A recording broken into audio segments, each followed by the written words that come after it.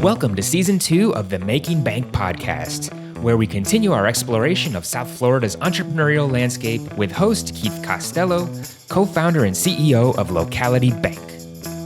Sit back, relax, and let South Florida visionaries guide you on an entrepreneurial journey from tribulation to triumph, sharing the very stories that have shaped them. Dave Kustin, welcome to Locality Bank's Making Bank podcast. Thank you. Happy to be here. Yeah, we're very excited to have you here today because you've got a real history of entrepreneurship and a lot of different businesses and active in EO, which is a great entrepreneurs organization. Mm-hmm. So, we'll go ahead and get started. And we've known each other a long time. Yeah. So it's great to reconnect and look at all the progress and things that you've done over the last few years. So I usually start by asking, tell me about where you grew up, tell me about your family and any like childhood or, teenage years where you might have ventured into some crazy businesses or had some crazy jobs. Sure. So I'm a local. I grew up, I was born here. Oh, Plantation great. General. Wow. Yeah. Awesome. I grew up in Tamarack. Yeah. And I guess maybe the unique thing or different thing was, maybe not so much, but I was a latchkey kid. So I had two older brothers, 4 years older and 6 years older. And so there was a period of time where we're all in the same elementary school together. And we would, we'd walk home or ride our bikes home or whatever. But there were many years or times where I had to let myself in. And so this is the, early 80s, late 70s, early 80s. And I'm a little kid. My parents worked. And what you'll see maybe thematically is I had to entertain myself. I had to feed myself. I had to take care of myself. Yeah. So I became very independent very early on. In the early 80s, there wasn't much on television, in the late afternoon to entertain a 7 or 8 year old. Right. So I watched cooking shows. And that's how I got into, the culinary arts. Interesting. Yeah. Did you start cooking at that age? And well, stuff? I don't know that I'd call it cooking. Experimenting in the kitchen. Yeah, it might be assembling of things. Cool. But yeah, that's where it started. Interesting. So as you got older, did you end up working as a cook or anything like that? Oh yeah. In your teenage years? Yeah. So, when I became the age where I could be employed, right? I started working in restaurants and kitchens, prep cook, busboy, line cook. I was never a chef in a restaurant. Right. I got to a point where, I wanted to go to culinary school, but I also didn't want to be a chef in a restaurant. I felt like I didn't want to have that kind of lifestyle, but I wanted to be a TV chef. I wanted to educate and teach people how to cook, how to do, how to, feed themselves, feed their family. And so that's the path I went down for a while. And so you grew up and decided to do what after high school? So after high school, I went to undergraduate school here in North Miami, Florida International. Yeah. And I was studying television production. Okay. So movies were also the other, pull for me. I wanted to work in movies. I wanted to work on movies, create movies, make movies. And, for whatever circumstances or factors, the nearest or closest thing to that was television production. And so my undergraduate degree it's really communications. Yeah. But the focus was television production. And were you able to get a job in television production? Yeah. So tell us about that. So after undergrad, 1997, I moved to Los Angeles. Where else, right? And that was it. I was like, if I'm going to work in movies, I have to go where the movies are made. Yeah. And you can go to New York, but I chose LA. My wife had some family there, so there was someone there to make that journey feel a little bit less uneasy, I guess. So we chose Los Angeles, and I started working right away. Started interviewing right away, and this was again 1997. I'm sending out resumes via fax. Yeah. Going to Kinko's or someone's house that had a fax machine, and I'm faxing resumes, every 2 or 3 days. And I went on lots of interviews, and I got a job in a sound studio. And how'd that go? So it was great. It was an enormous learning experience.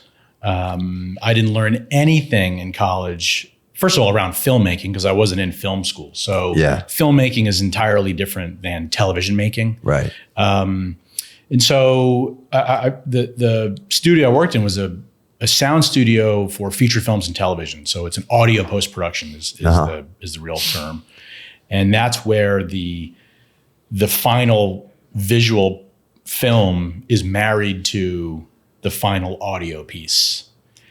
And it's almost nearly the last step of the filmmaking process. And so I got to interact with writers and directors and producers and, filmmakers in an environment where they're sort of the craziness of the production is over and they're in a different state, and they were able to kind of share a lot. And I absorbed all of it. I picked it all up. And that was, again, an enormous learning experience. Yeah, I can imagine. So you work out there, you're in LA for a while, and then you decide to pivot. So I was in LA for 7 years, and I left that studio, went to another studio because I thought it was just a better, upward mobility kind of move. And then I started a company there with two partners. And you did start. So I didn't know that. Yeah. So you started a company out there. So that was your first kind of entrepreneurial. That was it. That was my first. And what was the name of that company? Widget Post-Production. Okay. And the business was, so this is 1999, 2000. And DVDs were still, kind of doing this in terms of, market penetration. And so one of my partners, he was the chief engineer for MGM. So he had a little bit of insider knowledge. MGM was going into their library of films and re-releasing titles on DVD. They'd never been on DVD. Yeah. And so our job was to remaster the audio for those films so they can then be, married or pressed into the DVD. And so our first film was Platoon, and they paid us $75,000 to remaster the audio in 5 languages. That's a great movie, by the way. Fantastic movie. And we did that for a number of years. And, every week they would send us these audio masters from all manner of film, genre, decade. I mean, we would get films, and I was telling Ryan that we worked for the foreign release department. So we would get audio masters in English, German, French, Italian, and Spanish. And foreign countries didn't really master their audio consistently the way America might. Mm-hmm. And so typically it's on 35 millimeter magnetic tape. And so we might get something in 17.5 millimeter, and there's no machine in America that does that, except that there is, and we got to go find it. And so my partner and I went into the back lot of Warner Brothers, and we're wandering through warehouses and lifting up tarps, and we found one. So, we had to do stuff like that to make it work. Wow. And it was incredibly exciting, really fulfilling. And then keep going. Okay. So, went from, my partner's living room to a very small studio, and we took on other work. Some of it was television work. People would know if they saw it or recalled it. Went from living room to small studio to larger studio to yet an even larger studio. And at that time, my first child was born in Los Angeles. We were trying to buy a home, very difficult to buy a home in Los Angeles at that time. Yeah. We'd make an offer on a house and they'd counter it at a higher number when our offer was even at asking or maybe even above asking. Yeah. And so it was really challenging. And I was also going down this culinary path. I was trying to get a TV show off the ground. I had hooked up with a producer, one of the executive producers of Access Hollywood. We did a demo, shared the demo with some networks, and they're like, "This is great, but who's Dave Kustin?" And so we made what felt like an agreement with USC, University of Southern California. Uh-huh. They had a broadcast signal. They had basically a TV station, and we went to them and we pitched the show to them. So the name of the show is Gourmet Joe, and the concept was I'm just a regular Joe teaching other regular Joes how to be a little better in the kitchen. And so they said, yeah, let's do this. And we blocked out a bunch of shows like cooking in your dorm room, cooking with food from 7-Eleven. It was tailored to the audience. Yeah. Cooking with the offensive line, tailgating, stuff like that. And then it just didn't happen, fell apart. And at that point I said, all right, I'm done with Los Angeles. Yeah. And we came back here in 2004.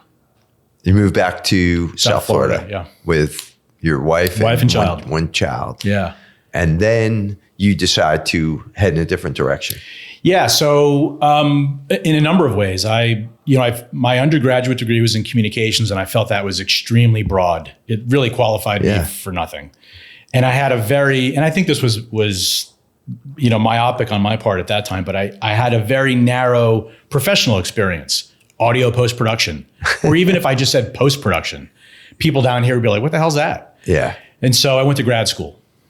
And I got my MBA from Nova Southeastern. That's where I met Drew. Oh, wow. You guys were in the same class? Yeah, a number of classes. Any of Keith Cobb's? Oh, yeah. Oh, wow. Okay. Yeah. Absolutely. Cool.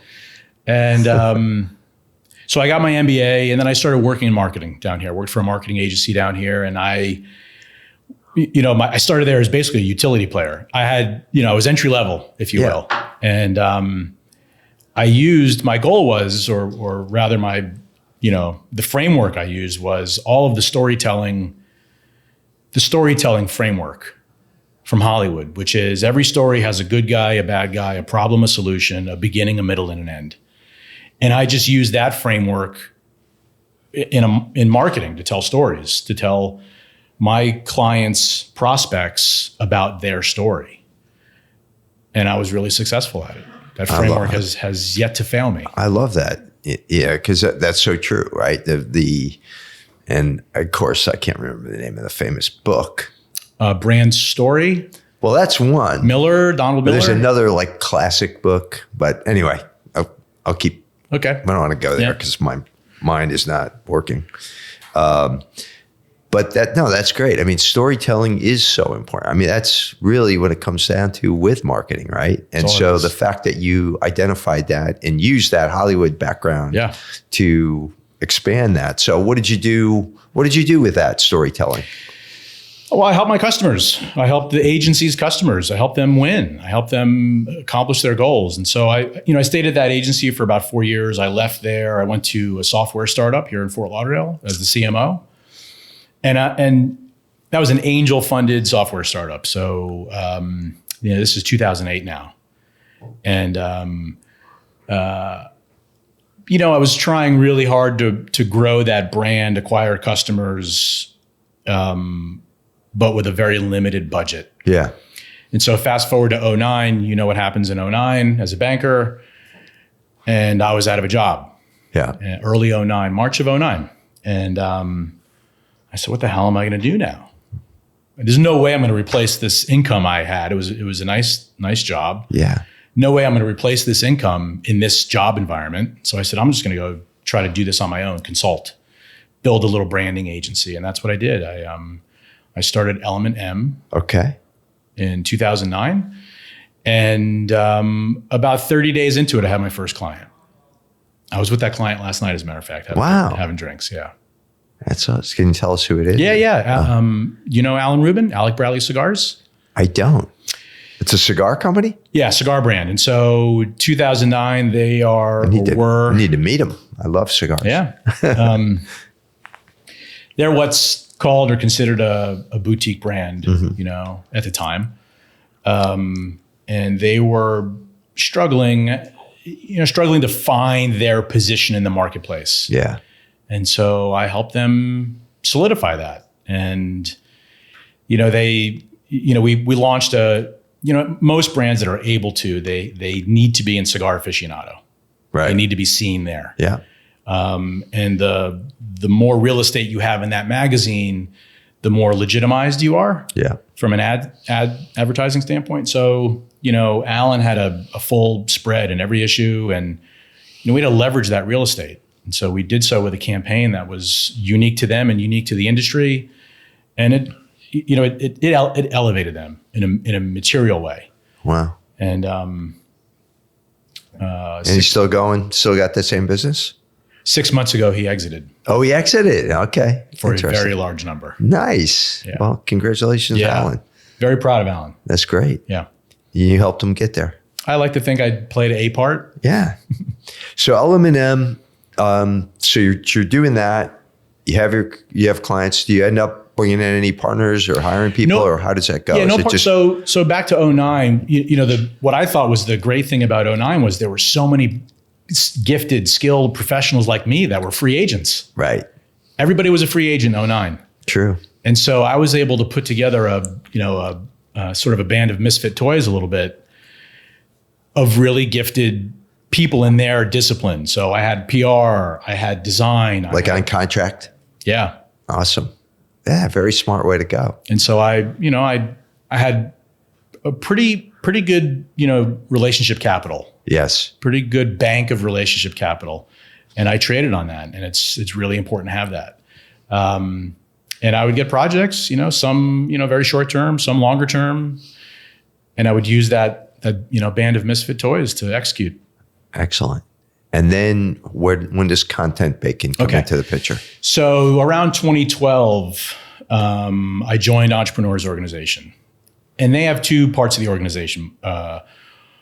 You can join as call it a full-fledged, member, if you will, as a EO member. And that requirement there is you have a business that has at least $1 million in annual revenue. Yeah. Then they have another program called the Accelerator Program for businesses that are at 250 and want to grow to $1 million. And then you graduate into EO. Yeah. So I joined as an accelerator. And in that process, you join, you have an accountability group and you have a coach. That coach is an EO member. And so they're really helping you, call it with the basics, the foundation of growing and scaling your business. And in that process, I was like, shit, I don't want to scale this business. And the world doesn't need another branding agency. So I might've been a little dejected at this realization for a minute. I also read a book. The book is called, it's John Warlow. Ryan will get it. Yes. And so that book was a parable about a guy who owned an agency and he was struggling to grow his agency. And the book laid out, how to change that agency. And I did a little bit of that, but again, concurrently with being in this, environment of EO, I'm like, yeah, I don't think I want to scale this thing. Yeah. Mostly because, I traded on creativity. That was the currency I worked in. Uh-huh. And I found it to be challenging to find others, that scaling effect. Some people have it, you have it or you don't have it. You can come up with these ideas or you can't. So anyway, make a long story a little bit shorter or a little bit longer. I met someone in EO, I met my partner in EO, my current partner in Content Bacon. Uh-huh. And she also had a marketing agency. And we shared some of the same frustrations or beliefs about scaling. And so we said, I said, well, what are you doing that's, scalable right now in your business? And this is what I'm doing. And, we kind of married those two things and that gave birth to Content Bacon. And that's content, right? The focus was content. The content that her company was producing wasn't reliant on her necessarily. Right. Right. Someone else can write it, research it, write it, edit it, share it, post it, et cetera, et cetera. And so we built the business around that. And we also looked at the marketplace at the time. This is 2012, 2013. And there was no resource in the space that was delivering content the way we envisioned it could be delivered. Subscription model, not an agency, a friction-free experience. You want to get in easy, you want to get out easy. That's fine. We wanted it that way. We built it that way. And so fast forward almost 10 years, we have a core team of about a dozen.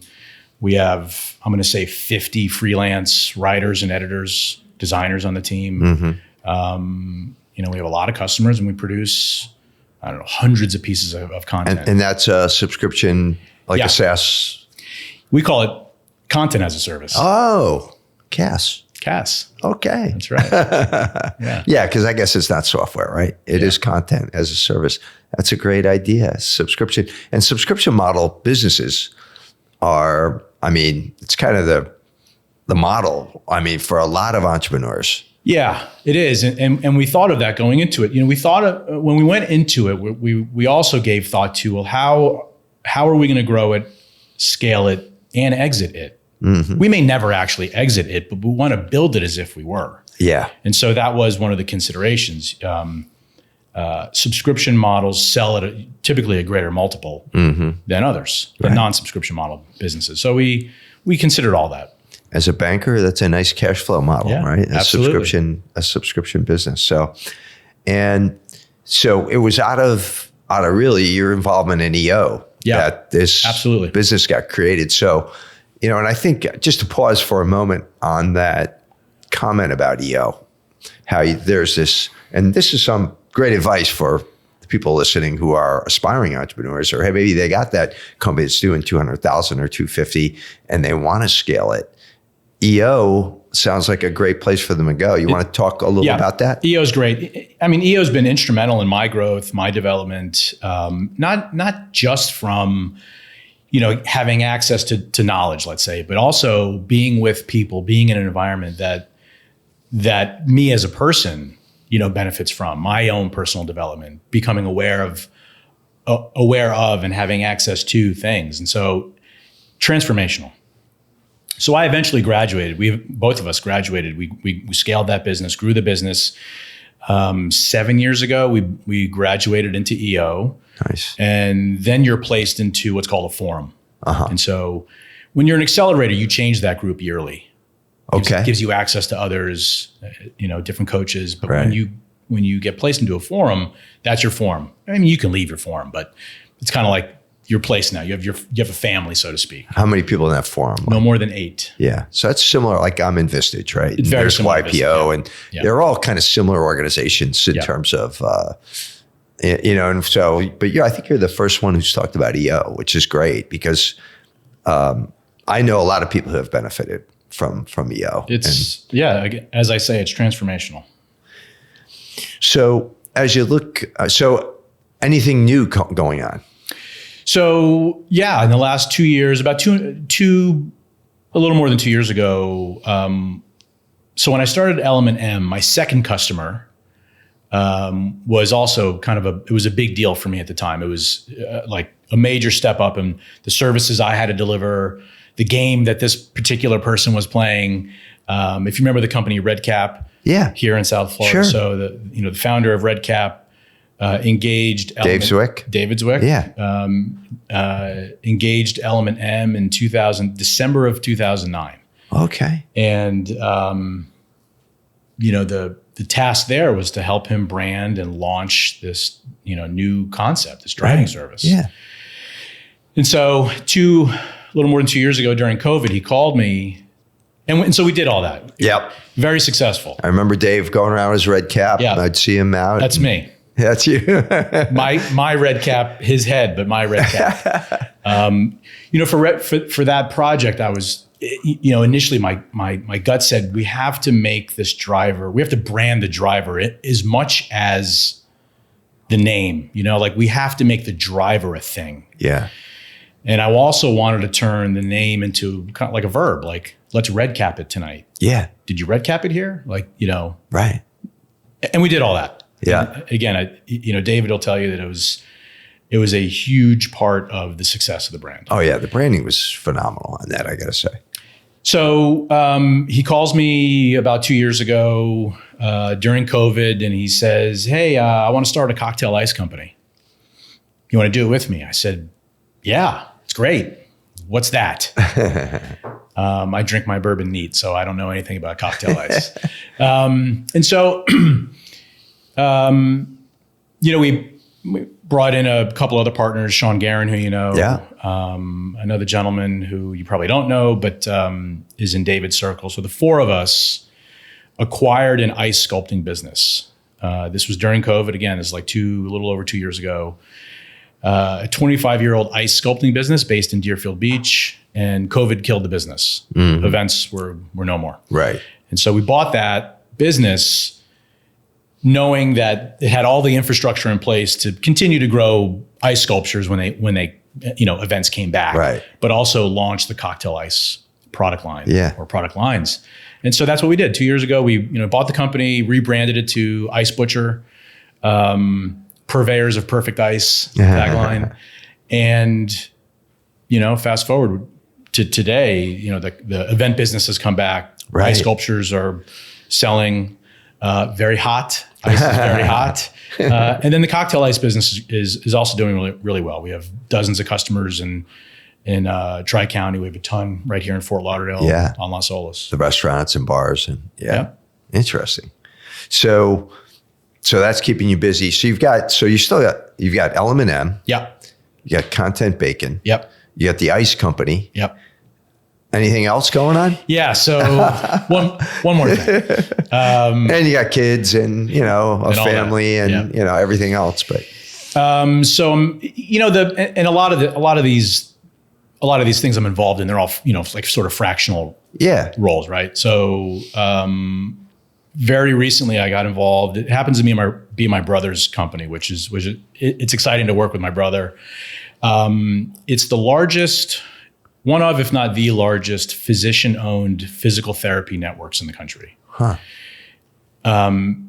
Specifically targeting federal employees. So the name of that company is FedHurt, and it focuses on helping federal employees deal with on-the-job injuries, getting the care they need, and then getting back to work. And so that group of employees, and right now we're working mostly with letter carriers, USPS. Okay. And so that group has a difficult time finding physicians that are getting into the weeds here a little bit, OWCP authorized. OWCP is the Office of Workmen's Comp Programs. Okay. And that's for federal employees. Okay. If you get injured on the job, you can't use your private insurance. You have to go through OWCP. Okay. And so they have a difficult time navigating that. And so does a problem need to be solved? Which it's a this problem company need to be solved. Jumped in. Yeah. It's a really exciting opportunity. And this you just got involved in what way? Recently about 30 days, the last month or so. Yeah. I mean, to my brother's credit, my brother's been successful in his own right in growing this practice. But he said it. Is he a physician? Yeah. He's okay. He's a chiropractor. He's a chiropractor. Okay. He's been a chiropractor since 1997. Wow.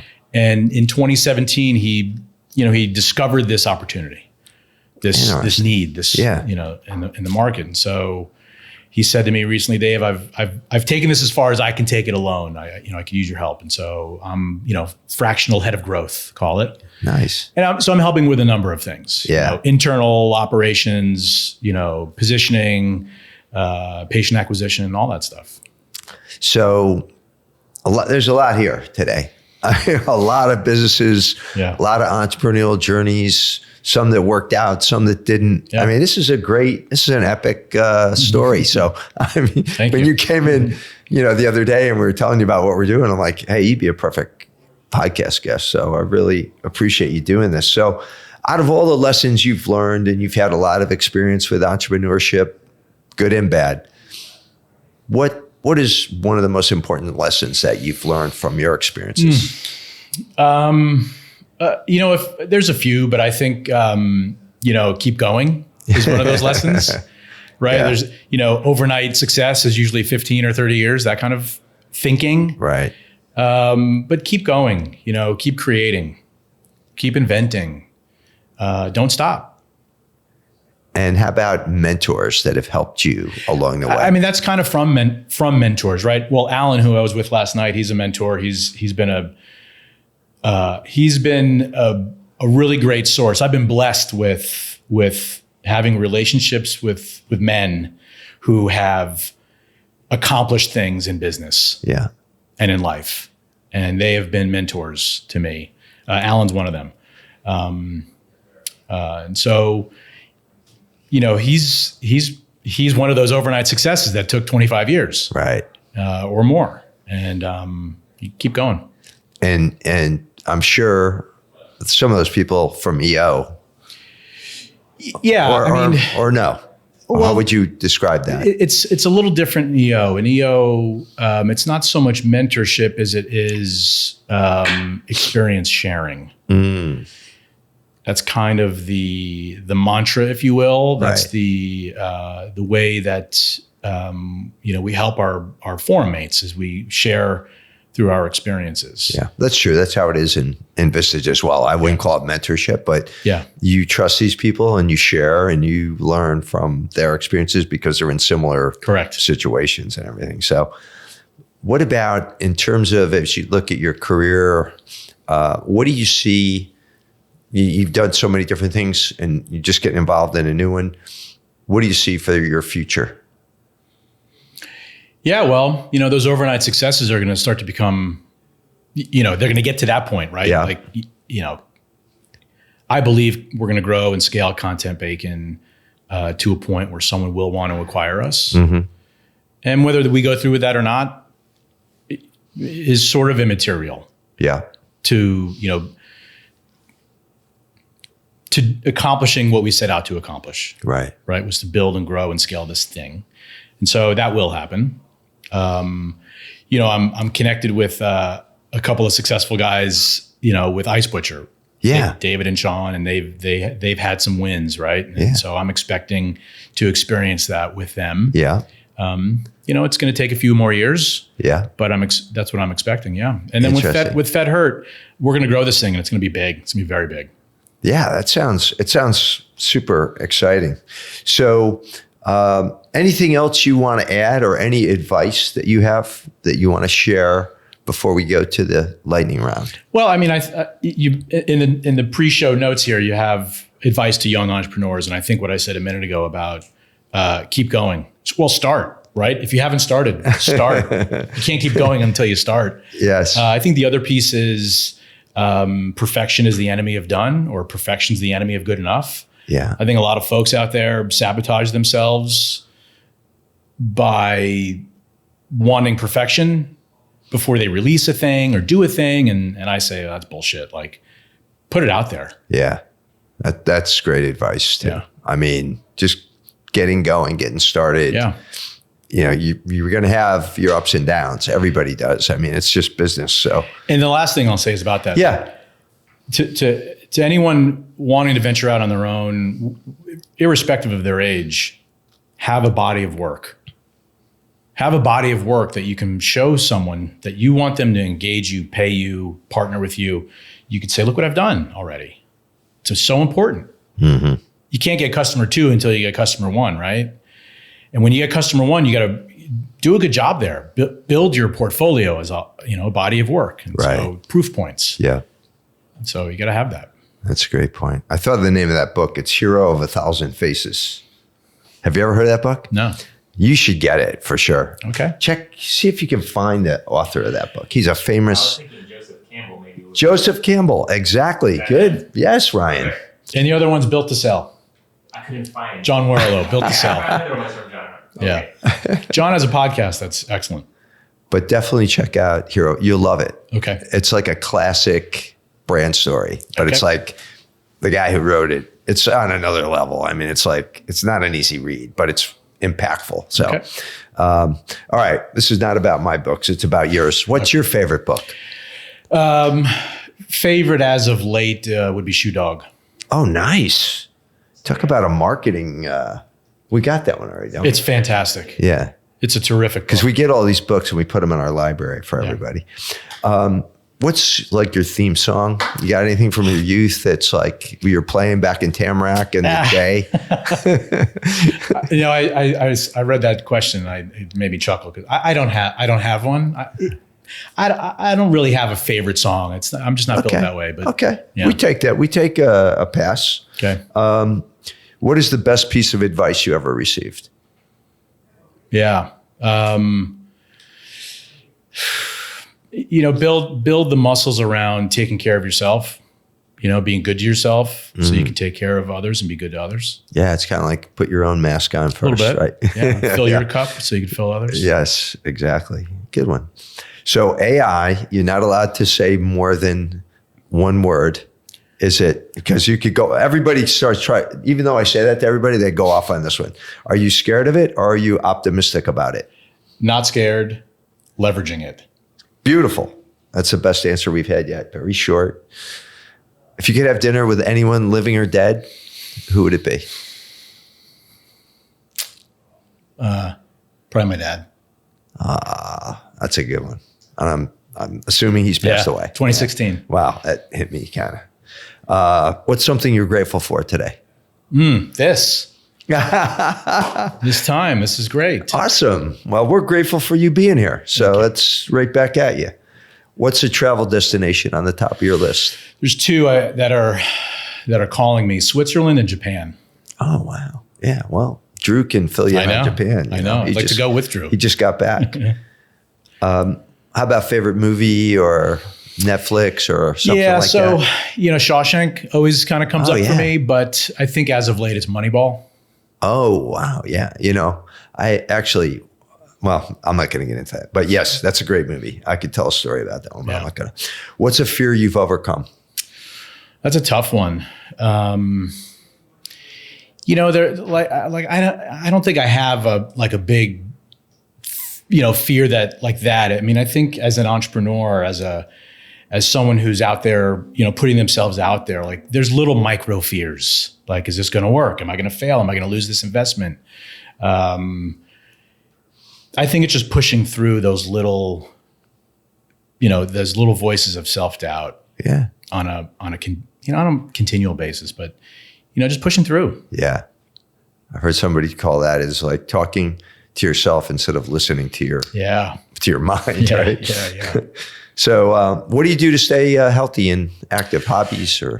Gym, boot camp type stuff. I was a CrossFitter for about 10 years and, the body just said no more. Oh, yeah. Okay. Maybe not the body. It might have been the mind. Like that competition piece, I kind of lost a little bit of it. Yeah, I hear you.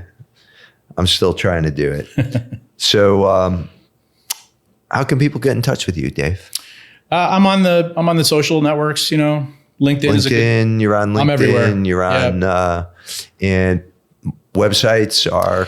Again, they're all over there, but David Element-M is my email address. Element-M is the website, theicebutcher.com, contentbacon.com. Okay, there you go. You got a lot of them.